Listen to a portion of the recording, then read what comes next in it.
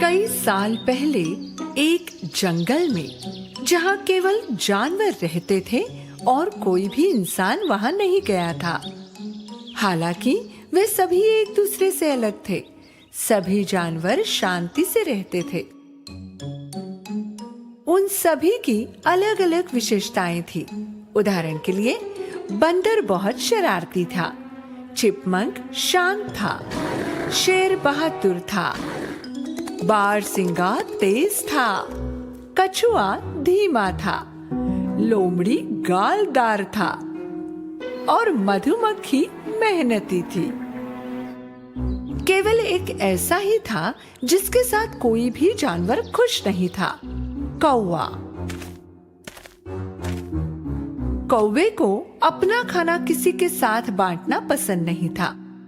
कभी कभी तो वो दूसरे जानवरों का खाना चुरा लेता और उड़ जाता। सभी जानवर इस स्वार्थी कौवे के बारे में बात कर रहे थे। उसे एक सबक सिखाने की जरूरत थी। सबसे मजेदार और सबसे बुद्धिमान होने के नाते लोमड़ी ने पहले टिप्पणी की। ये सब आप मुझ पर छोड़ दो। मैं ऐसी चाल चलूंगा कि वो स्वार्थी कौवा कभी इसके बाद घमंड नहीं दिखा पाएगा। एक दिन कौवा भोजन की तलाश में शहर पहुंचा और वहां से एक बड़ा सा चीज का टुकड़ा अपनी चोंच में लेकर जंगल पहुंचा और एक पेड़ की डाली पर आराम करने लगा। दूर से उसे देखकर लोमड़ी ने चीज को उसके मुंह से बाहर निकालने की तरकीब सोची। लोमड़ी जहां कौवा बैठा था उसके बगल में आया। उसी समय कौवा चीज उठा रहा था जो उसने पेड़ की शाखा में रखा था। है मेरे दोस्त, क्या खा रहे हो? मैंने आज से पहले ऐसा कुछ नहीं देखा। कहाँ?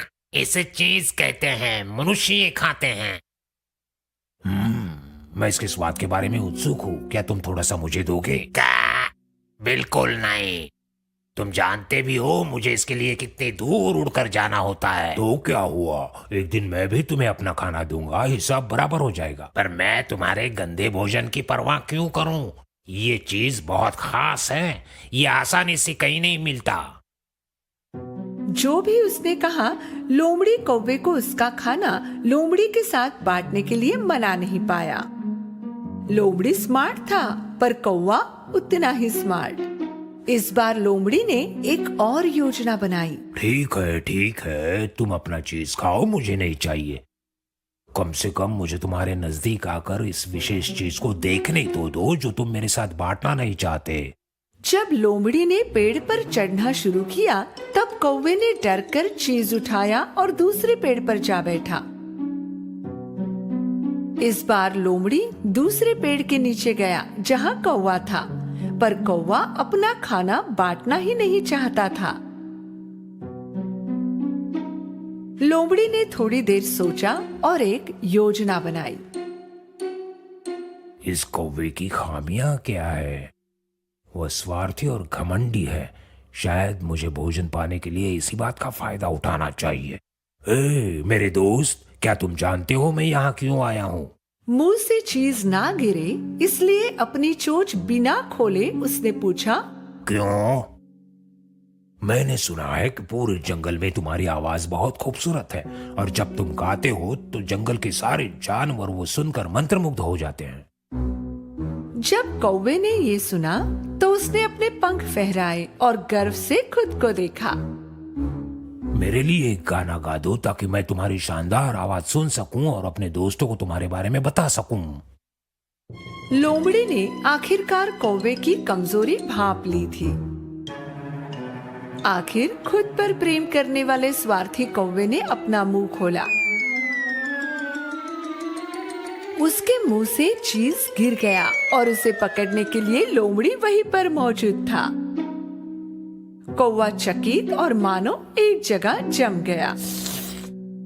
ओह, अब इसे देखो, तुम्हारा बहुमूल्य चीज मेरे मुंह में गिर गया और सच में ये बहुत स्वादिष्ट है। उसके अहंकार और आत्मकेंद्री स्वभाव के कारण कौवे का खाना लोमड़ी को मिल गया। तो दोस्त, तुमने क्या सीखा?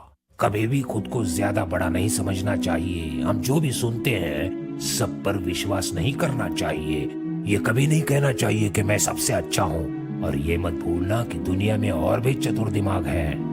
लोमड़ी ने ये सब कहा और वहां से निकलकर गहरे जंगल में कहीं खो गया। उस दिन के बाद कौवे ने घमंडी और स्वार्थी स्वभाव छोड़ दिया।